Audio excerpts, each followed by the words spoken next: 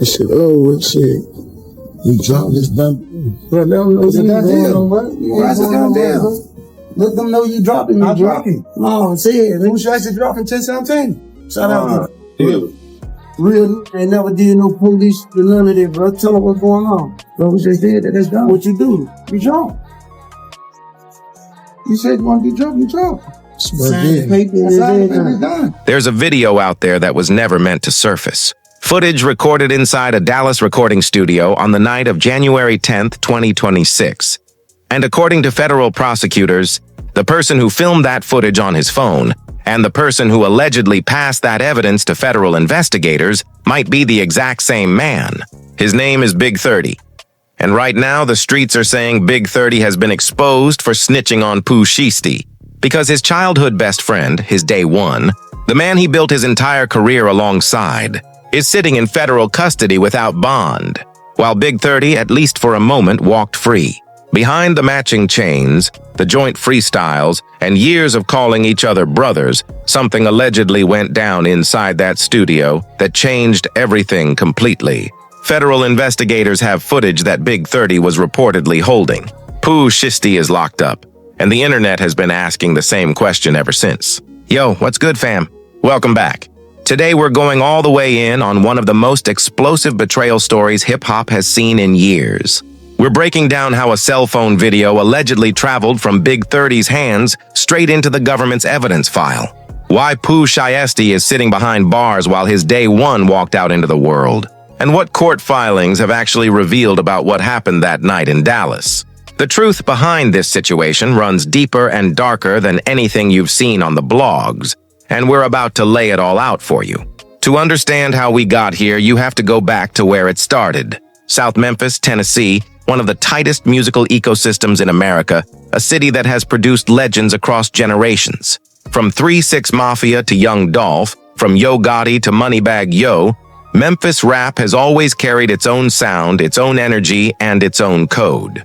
And somewhere inside that environment, two kids named Lantrell Williams Jr. and Rodney Wright Jr. started making music side by side. Pooh Shiesty was born on November 8, 1999. His father, who rapped under the name Mob Boss, founded the Memphis-based Mob Ties Records and put Lantrell in the studio at a young age, so music was already running through him long before he ever touched a mic.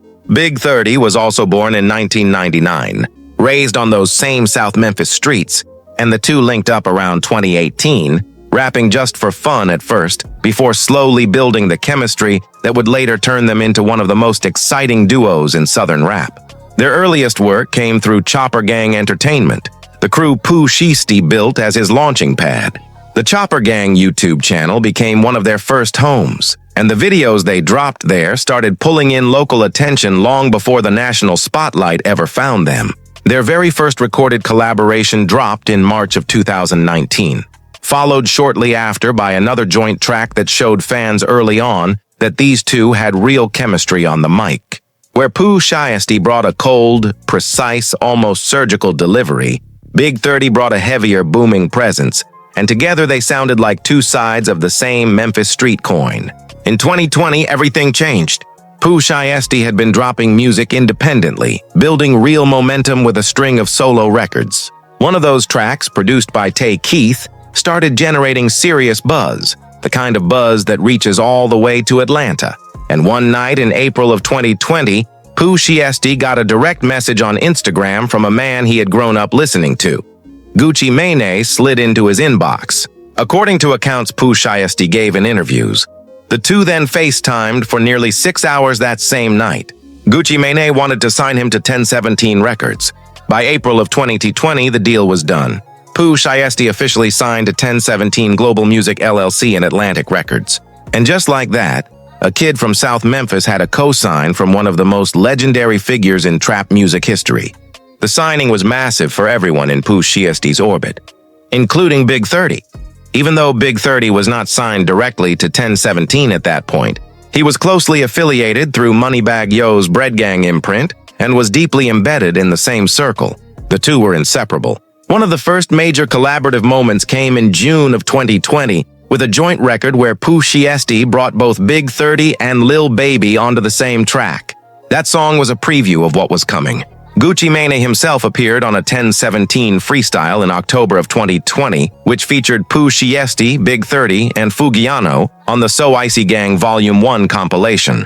That moment placed Big 30 directly inside the 1017 orbit, even without a formal contract.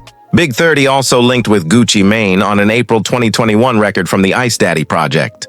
For fans watching from the outside, it looked like Memphis had fully merged with the 1017 universe, and Pooh Shiesty and Big 30 were at the center of it. In January of 2021, Pooh Shiesty dropped his debut mixtape, Shiesty Season, under 1017 and Atlantic Records. The project was a phenomenon.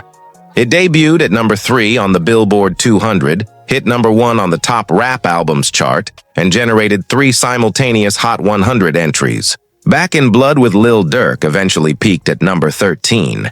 The song Neighbors, which featured Big 30, peaked at number 51 on the Hot 100 and became one of the most talked about tracks on the project. Pitchfork called Shiesty Season one of the strongest debut projects of the year, saying it punched well above its weight class and cemented Pooh Shiesty as the top dog of the new 1017. Big 30 rode that Neighbors feature into his own spotlight. Followed with his debut mixtape, King of Kill Branch in 2021, earned a spot in XXL's 2022 freshman class, and launched his solo career in a real way. His breakout record racked up over 110 million YouTube views on its own. Memphis had produced 2 stars at the same time, and they had done it together. That origin story mattered. It was the foundation that everything else was built on. 2 kids from South Memphis who started recording for fun, who built an audience block by block on the Chopper Gang YouTube channel, who ended up on the Billboard 200 and the Hot 100 and The Tonight Show.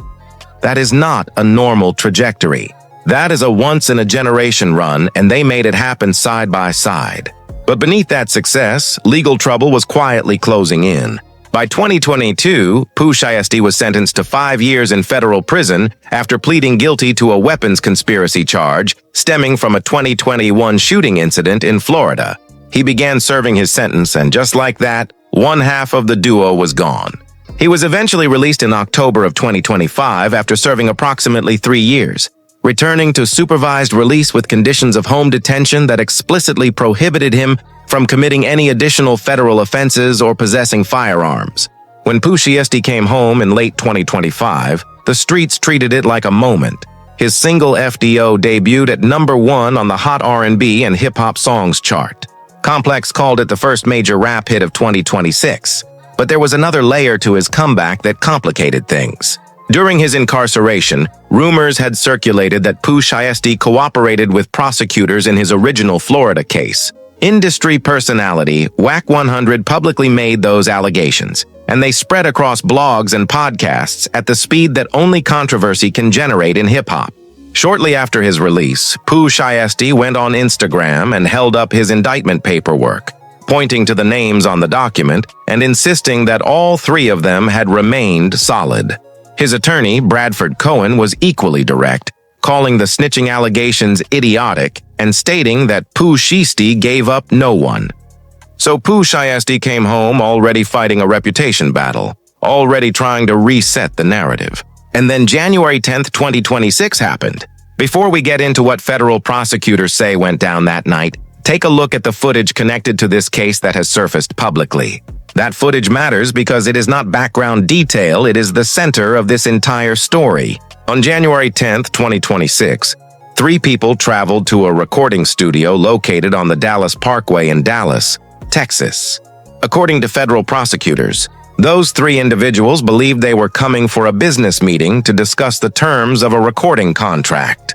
The victims are identified in court documents only by their initials, RD, MM, and BP, based on extensive reporting from NBC DFW, Fox 4, Courthouse News Service, and the Department of Justice. RD has been widely identified as Radrick Davis, better known as Gucci Mane.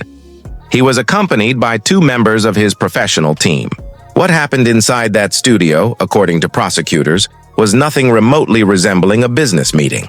According to the criminal complaint and indictment filed by the United States Attorney's Office for the Northern District of Texas, Prosecutors alleged that Pooh Shiesty arranged a meeting with the intention of forcing a contract release from his deal with 1017 Global Music LLC. According to court documents, when RD declined to sign a release agreement voluntarily, Pooh Shiesty became agitated and a situation escalated rapidly. Prosecutors alleged that an AK-style pistol was introduced into the confrontation. According to filings, Pooh Shiesty pointed the firearm directly at RD and demanded he sign paperwork releasing him from the contract. The termination document, later submitted as evidence, reportedly reads that it constitutes a full termination and release of the agreement between 1017 Global Music LLC and Lantrell Williams, professionally known as Pooh Shiesty, dated April 1, 2020. According to prosecutors, that document was printed at a Staples in Frisco, Texas, and Pooh Shiesty's father, Lantrell Williams Sr., is accused of handling those printing arrangements. The allegations do not stop with the contract. Prosecutors say that during the confrontation, multiple victims were robbed at gunpoint. Items allegedly taken included RD's wedding ring, his watch, and cash. A co-defendant identified as Darian McDaniel allegedly held victim BP at gunpoint and took his wallet and necklace. Co-defendant DeMarcus Glover allegedly grabbed victim MM from behind, pointed a firearm in his face, and took his watch and a Louis Vuitton bag containing additional watches. Prosecutors also alleged that at some point during the confrontation, RD's security team attempted to enter the room, and multiple defendants pointed firearms at them and ordered them to step back. According to court documents, Big 30 physically blocked the studio door with his body to prevent the victims from escaping. An 8-gigabyte USB drive was later submitted as evidence in court filings. The government's case is built on significant electronic and physical evidence. Pooh Shiesty was on home confinement at the time, which meant federal authorities had electronic monitoring data, placing him at the Dallas location that day, a direct violation of his supervised release conditions. Prosecutors also cited license plate reader data corroborating the defendant's travel route from Tennessee to Dallas. Car rental records allegedly show Pooh Shiesty's father rented the vehicle. Surveillance footage captured the group near the location. Fingerprint evidence recovered at the crime scene was reported to match at least 2 defendants. And then there was the social media activity. Within hours of leaving the studio that night, multiple co-defendants allegedly posted photos and videos displaying what appeared to be stolen jewelry. Co-defendant DeMarcus Glover was seen wearing a watch. Demarion Gibson posted a video showing off a large amount of cash. United States Attorney Ryan Raybould stated publicly that the victims came to Dallas to conduct legitimate business and were met with firearms and violence. Now here's the section that sent the internet into a full meltdown. Because beyond all of that physical and electronic evidence, prosecutors alleged something else. Something recorded from inside that room. According to a June 24, 2026 motion filed by United States Attorney Ryan Raybould in response to Pooh Shiesty's attempts to secure bond, federal authorities allege that Big 30 recorded portions of the confrontation on his cell phone, and according to that filing, he did so at Pooh Shiesty's direct request. The motion reviewed by Billboard and reported on by XXL and Hot New Hip Hop states that Pooh Shiesty was unsatisfied with merely obtaining the written release of contract and announced that he wanted to film RD. According to prosecutors, Wright Jr. then recorded RD on his cell phone as RD stated that Pooh Shiesty had been dropped from 1017.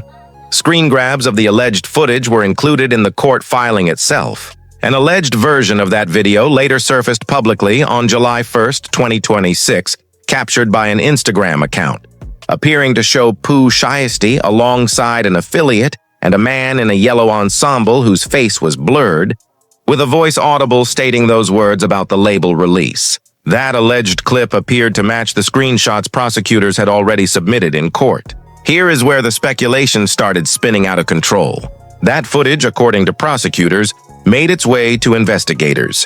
And when the internet put those two facts together, the questions came fast and loud. Big 30 was the one holding the phone. Big 30 was the one who recorded it at Pooh Shiesty's request, according to prosecutors. And Big 30 was also the one who at least initially appeared to get a bond deal while Pooh Shiesty remained detained. Blogs started running with it. Podcast episodes dropped within hours. YouTube channels broke it down frame by frame. Comment sections filled up with people calling Big 30 a art, a snack, and every variation of that language that hip-hop culture has developed over decades. The connection in people's minds felt logical on the surface. You had the footage, you had a co-defendant walking out, and you had the government saying they had that footage as evidence. The online verdict was in almost immediately, but the full picture is considerably more complicated than the version that goes viral. Let us be clear about what federal court bond hearings actually involve, because this is where much of the online discourse completely breaks down. In the federal system, a detention hearing is not a simple yes or no conversation. Federal judges weigh multiple factors independently for every single defendant in a case. The primary considerations are whether a defendant poses a flight risk and whether they represent a danger to the community. Each defendant is evaluated individually based on their own criminal history, their community ties, their financial resources, whether they are on supervised release, the severity of the charges as applied specifically to them, and the strength of the evidence against them specifically. Pooh Shiesty had a dramatically different legal profile from Big 30 entering those hearings. He was already on federal home confinement from a prior weapons conviction. The terms of that supervised release specifically prohibited him from committing new federal offenses or possessing firearms. Prosecutors allege that ankle monitor data placed him directly at the scene. He had already served federal time and was still under federal supervision when this incident allegedly occurred. That combination creates an almost insurmountable obstacle to pretrial release. Federal judges in cases involving defendants who allegedly commit new violent offenses while on supervised release almost never grant bond. Pooh Shiesty being denied bond says nothing about whether anyone cooperated. It says everything about his legal status going into that hearing. Big 30, by contrast, had no prior federal convictions. His attorney Arthur Horn told ABC 24 that Big 30 does not have a criminal history and that he and Pooh Shiesty came up in the music game together.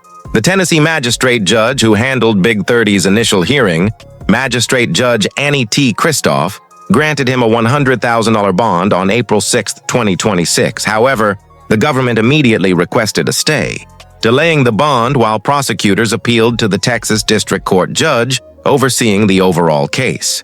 Prosecutors argued that Big 30's existing record deal with Connect Music Group could give him access to sufficient funds to flee. Texas District Court Judge Ed King ordered Big 30 transported to Texas for further proceedings, and his bond was revoked in April following the government's appeal.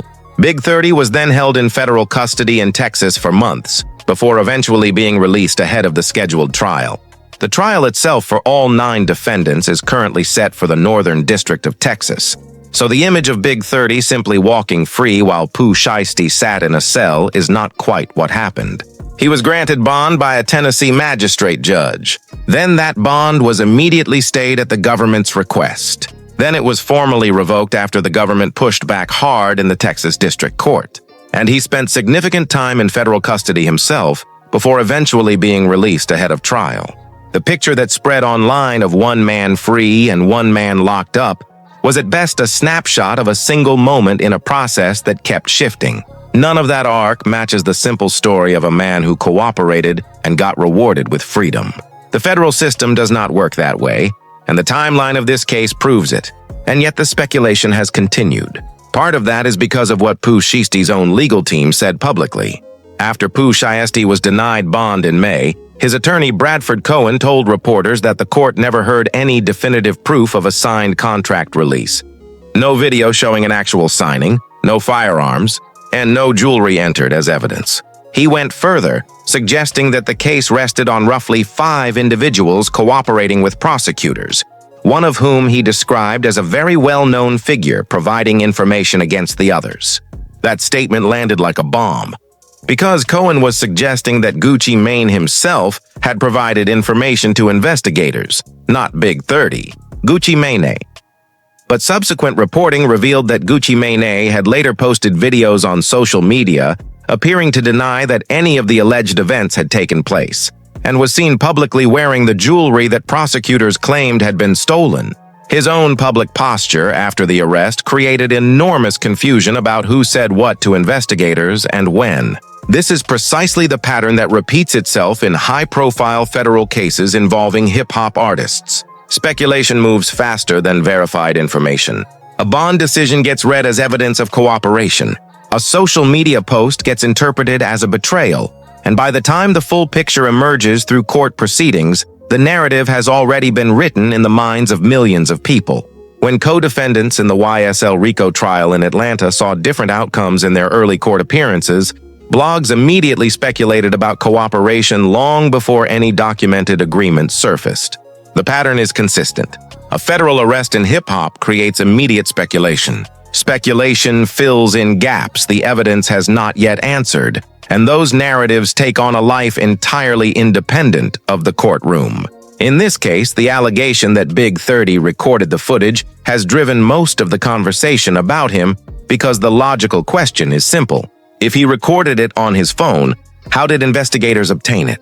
But that question assumes Big 30 would have been the only possible source.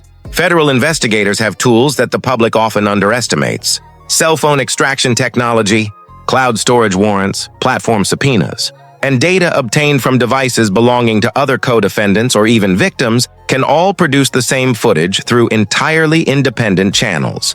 Prosecutors have not claimed in any public filing that Big 30 personally handed over that video voluntarily. The allegation is that he recorded it. How it reached investigators remains an open question that verified public reporting has not answered. What is documented is that the government's evidence in this case comes from multiple independent sources. The ankle monitor data alone places Pooh Shiesty at the scene without relying on any co-defendant. The license plate readers, rental car records, fingerprint evidence, social media posts, and surveillance footage together form a case that does not depend on any single witness or recording to stand up in court. Now let's talk about Gucci Mane's place in this story, because you cannot have this conversation without going there. Gucci Mane is not just a name in a legal filing. He is the man who changed the lives of both Pooh Shiesty and Big 30. He discovered Pooh Shiesty. He FaceTimed him for 6 hours. He gave him the platform that turned Shiesty season into a Billboard 200 Top 5 project. He appeared on records with Big 30. He gave Memphis a lane inside his label structure that helped both of these artists become national names. The idea that this relationship ended inside a Dallas recording studio with firearms and a forced contract release shook the hip-hop community to its core. For fans of Gucci Mane specifically, who have watched him survive the streets of Atlanta, serve prison time himself, rebuild his empire, get married, and become one of the most respected figures in trap history, seeing his name attached to an incident like this as a victim was jarring. Gucci Mane later released a track widely interpreted as a direct response to the situation, which only intensified fan discussion. The snitching accusations directed at Gucci Mane, not Big 30, became their own separate wave of controversy, with figures like 50 Cent publicly clowning Gucci Mane for allegedly cooperating. Roe, a rapper who had previously made public statements appearing to deny that Gucci Mane had snitched on Pooh Shiesty, later publicly apologized for those statements, reigniting the debate all over again. Every new development produced another round of podcast episodes and accusations that made it nearly impossible for casual observers to separate court records from comment section fiction. As of the time this script was completed, the trial is scheduled to begin in 2027 in the Northern District of Texas. All 9 defendants, including Pooh Shiesty and Big 30, have pleaded not guilty. Bradford Cohen has made clear that the defense will challenge the credibility of the alleged victims. The defense for Big 30 argued at his detention hearing that there was no evidence he possessed a firearm during the alleged incident. All of that will play out in front of a jury, and until that jury reaches a verdict, everything alleged remains exactly that: an allegation in a criminal complaint filed by the United States government. Not a conviction, not a proven fact. What we can say with certainty is this: a cell phone recorded something inside that Dallas studio on January 10, 2026. Federal prosecutors say Big 30 was the one holding that phone. They say he did it at Pooh Shiesty's request. They say the footage shows a man stating that Pooh Shiesty had been dropped from 1017, and they submitted screenshots of that footage in a federal court filing. Whether Big 30 handed that footage to investigators, whether it reached the government through an entirely different channel, And whether the full truth of what happened in that studio matches the prosecutor's version are questions that will not be answered in a comment section. They will be answered in a federal courtroom. But here is what this case has already done. Regardless of how it ends legally, it has taken two of the closest friendships in recent hip-hop history and placed them on opposite sides of a federal charging document. It has raised questions about loyalty that no amount of music, no number of interviews, and no social media post can fully answer. It has reminded the culture that supervised release is federal law, not a suggestion. That contracts are legal instruments with real consequences. And that when things go sideways at the speed they allegedly went sideways that January night, there is almost never a clean way out for anyone in the room. Pooh Shiesty came home from prison in October of 2025 with a #1 record and a clear path back to the top. Big 30 was building momentum with new music. Both of them had futures that the streets were genuinely excited about. And now both of them are staring down a federal conspiracy to commit kidnapping charge that carries the possibility of a life sentence if convicted. In hip-hop, loyalty is the currency that everything else is priced in. Reputations built over years can collapse in a single news cycle. And the word snitch, once attached to your name in this culture, follows you differently than any other accusation. It does not require conviction. It does not require evidence. It requires only a rumor, a bond hearing, and a comment section. Big 30 is living that reality right now, whether the accusations against him are fair or not. So where do you think this goes from here for both of these artists? And how do you think it ends? Drop your thoughts in the comments below and tap into the video on screen right now for more breakdowns on the biggest stories shaking up hip-hop. We are staying on this case and bringing you everything as it develops.